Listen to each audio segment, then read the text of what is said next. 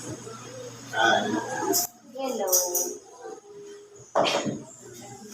Sa pangalan po ng dakilang Panginoon Hesus Kristo, isang mapagpalang umaga po sa bawat isa.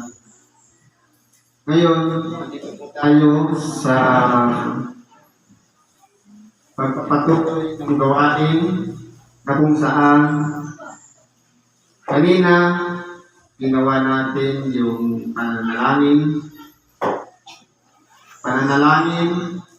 isang bagay na parang nagiging pagkakataon ng tao para kausapin ang Diyos.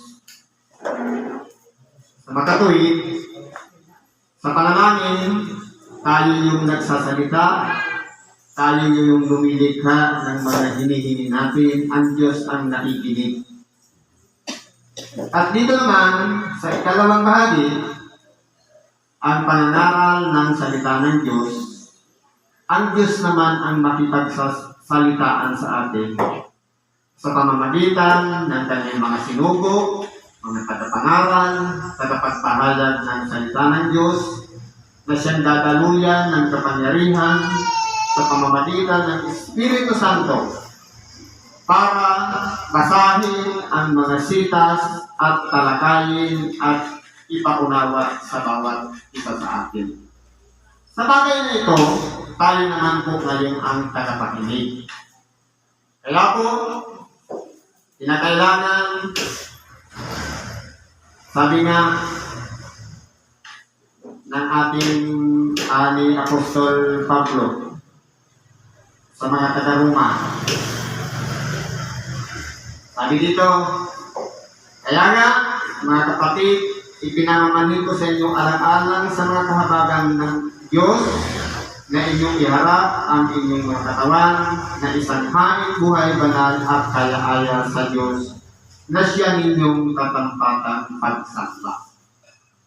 Kaya ang tunay na nakalulugod sa Diyos na pagsamba, dapat ang ating kaluluwa, espiritu, at katawan ay aktibo sa pakikilisa sa programa ng Diyos. Sa makatuwid, nakapokus lahat ang atensyon natin sa programa. Kung kanina nanalangin, may awitin, nakikisalo tayo. At sa Ebanghelyo naman, nakikinig tayo. Ngayon po, tayo dito sa isang sitas. Sabi po sa Ebanghelyo ni San Marcos, Kapitulo 11, versikulo 27 hanggang 33. Ito po ay senaryo ng ating dakilang Panginoon. Di ba pumasok po siya sa Jerusalem? Sakay siya ng isang batang asno at yung mga tao na nagpupugayan na ang sabi, Husana sa Diyos sa kaitaasan. Husana sa anak ni David. Papuri sa Diyos. At ngayon, nakapasok na siya sa templo. Anong ginawa niya sa templo? Kumuha siya ng isang lubid na panghampas, ipinaghampas at pinagtatabuyan yung mga namamalit ng salapi at nagbibili ng kalapati. Ibig sabihin, sa loob ng templo, merong nangyayaring business transaction. Ngayon, ang ginawa ng ating nakilatan, pinagtatabuyan niya at gumawa siya ng isang panghampas sa lubid para ang takot ng tao nang sa ganun maituwid nila yung kanilang ginagawa. Bakit po ganun ang nangyari? Nagtanong ngayon ang mga iskriba, ang mga punong saserdote at matatanda. Lahat may mga katungkulan. Ang iskriba nagsasalin ng mga kasulatan. Ang mga punong saserdote, punong pari, o dakilang saserdote, at mga matatanda, elder, ibig sabihin malawak na ang mga experience o karanasan. Ngayon, dahil sa ginawa ng ating dakilang Panginoon, kini-question nila. Sabi dito, at sila nagsiparong muli sa Jerusalem At samantalang lumalakad siya sa templo, nagsilapit sa kanya ang pangulong saserdote at ang eskriba at ang mga matatanda. Tatlong personalidad, may mga katungkulan. Ang ating dakilang tayo, ang pagkakakilala na nila, anak ni Jose na isang karpintero. Pero hindi nila alam, nag-umpisa na ng ministeryo ang ating dakilang tayo. Na siya, sa pagkakakilala ng tao, anak ni Maria, ordinaryong tao, pero hindi nila alam, lalang ng Espiritu Santo. Anak ng isang birhen, si Jose, foster father lang, tagabantay ni Maria, para mainuwal ang ating dakilang Panginoon. At iligtas siya sa kamay ni Herodes dalhin sa Egipto.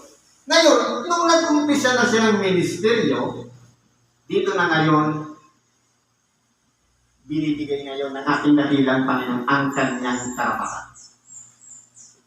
Ngayon, sabi dito, at sinabi nila sa kanya, sa anong kapamahalaan ginagawa mo ang mga bagay na ito? At sino ang sa iyo nagbigay ng kapamahalaan ito upang gawin mo ang mga bagay na ito?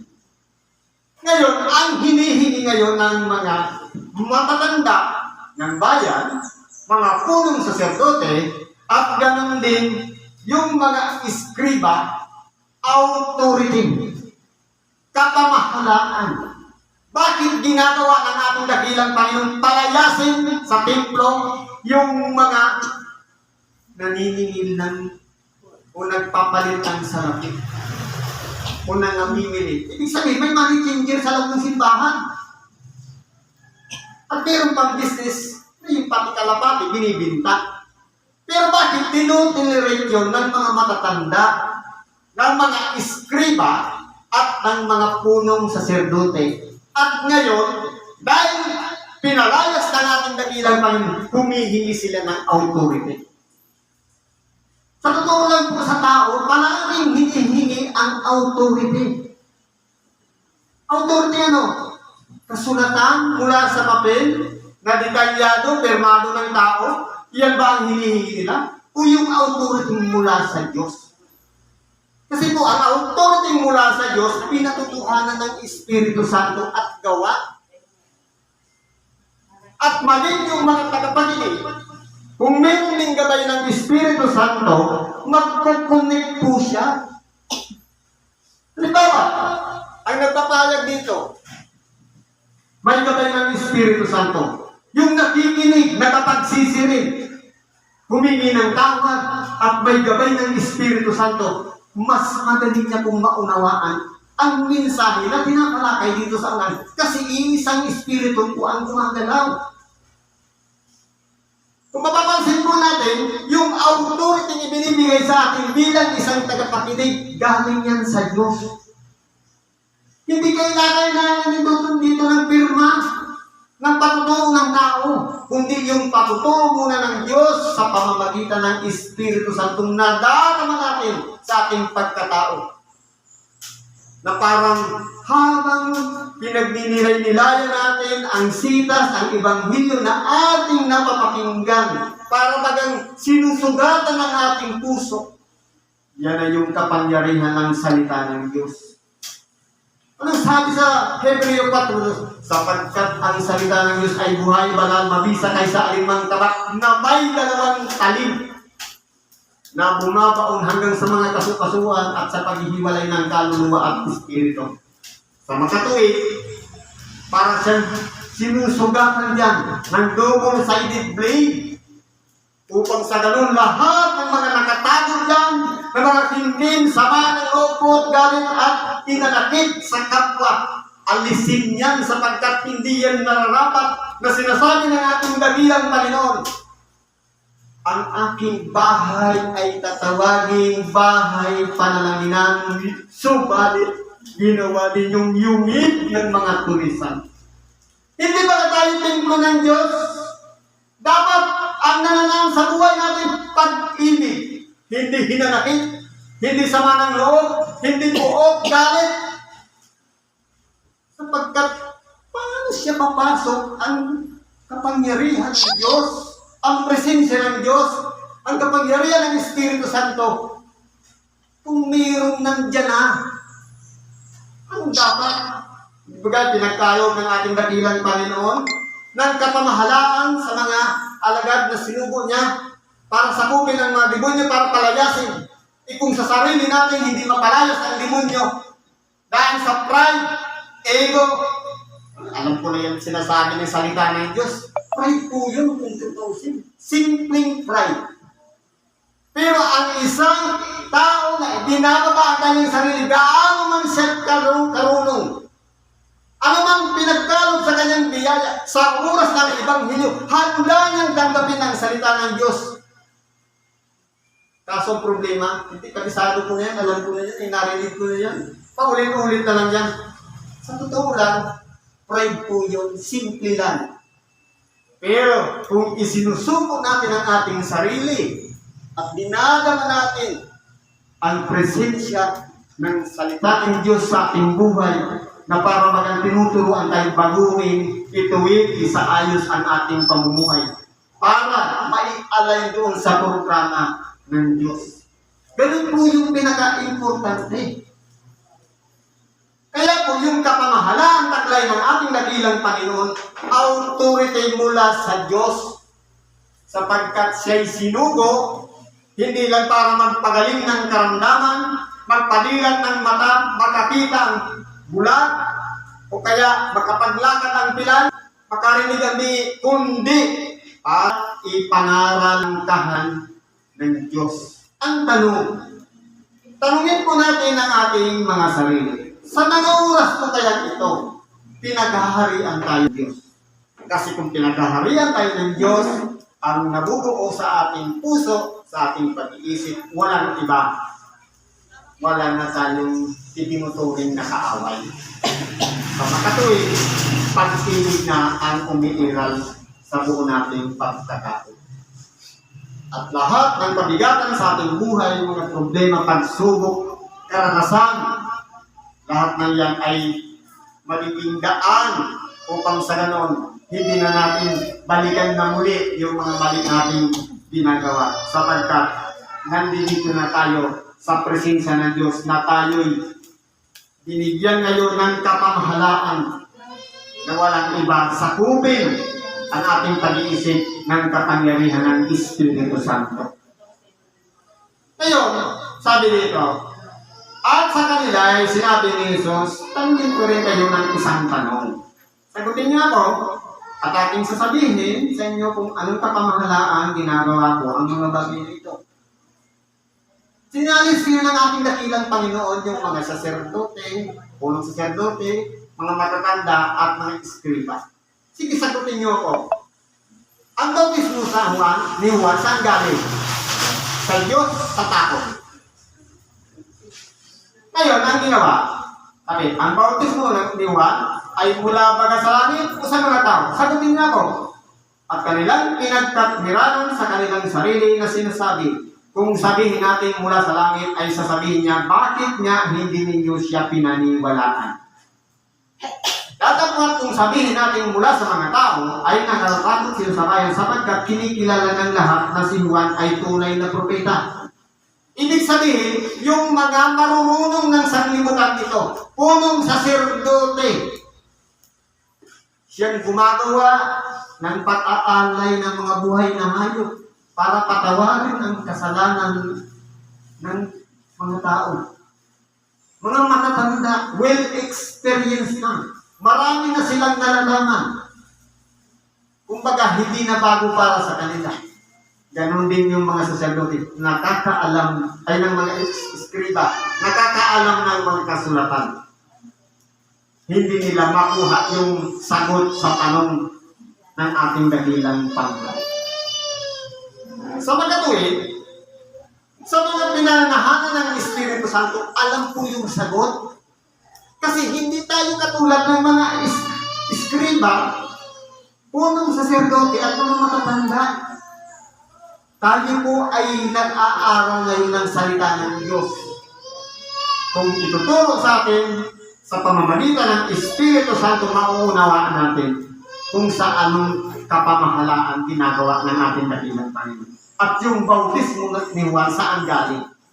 Hindi tayo magiging katulad ng mga matatanda, ng mga eskriba at punong saserdote na nasa entonces, nasa alanganin.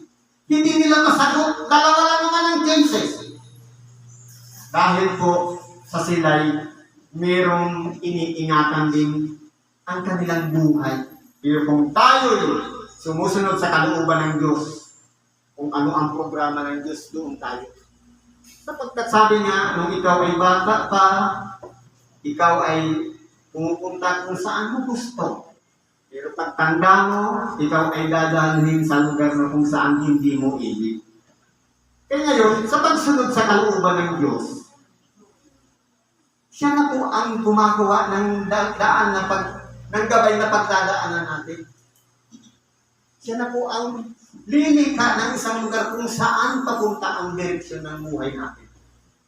Sa makatuwid, ipagkatiwala lang natin sa Diyos. Siya po ang mamamahala sa buhay natin. Huwag na natin gayahin na pagkakaroon pa tayo ng pag-aalinlangan sa dalawang choices na lang, yung mga matatanda, yung mga pariseyo, ay yung mga saserdote at mga iskriba, hindi nila makuha yung tamang sagot. Kundi, dapat magkaroon tayo ng tamang kasagutan. Isa lang. Sapat na yun. Manahan sa atin ng Espiritu Santo. Maisulat ang ating pangalan sa aklat ng buhay. Sapat na yun. Kasi yan po ang tatak ng isang taong niligtas na ng Diyos. Ngayon, ano ang nangyari? At sila'y nagsasagot kay Jesus at nagsipagsabi, hindi namin nalalaman, at sinabi ni Jesus sa kanila, hindi ko rin naman sasabihin sa inyo kung saan kapamalaan ginagawa ko ang mga bagay na ito.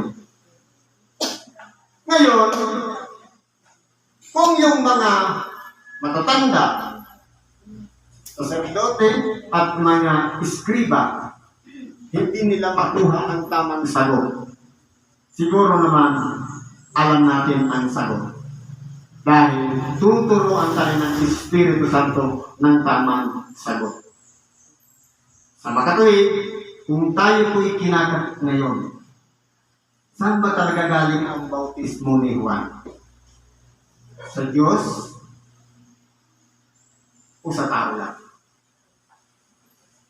Alam natin na yan ay galing sa Diyos. Dahil kinakailangan ang tao makarating sa pagsisisi. Pero anong nangyayari sa bautismo ngayon? Nagiging ritual na lang. Magpapabautismo sa isa, hindi nagustuhan yung leader, lipat sa iba. Parang nagiging entry point na lang sa pakikiisa sa pananampalataya. Ang tunay na pagsisisi, walang iba. Yung tubig na likha mismo natin ng ating pagkatao. Walang iba. Yung luhang tumuturo sa ating mga mata. Sapagkat doon po nakikita ang tunay na pagsisisi ng ating mga kasalanan. Kaya po, pagsikapan natin na palaging malinis ang ating kalooban, ang diwa, ang pag-iisip, ang buong nating pagkatao. At iharap natin sa Diyos at hayaan natin siyang kumilos sa ating mga buhay. Huwag nating hahayaan masunod ang ating sariling kalooban, kundi manaig ang kanyang sariling kalooban sa ayon sa kalooban ng Espiritu Santo. Siguro pa dito na lang ang pagdidibat natin sa oras ito. Salamat sa Diyos. At ano man ang ating mga kailangan, karaingan, ipagkatiwala natin yan sa Diyos. Sa ngalan ni Kristo Jesus, salamat at isang mapagpalang tanghali sa bawat isa.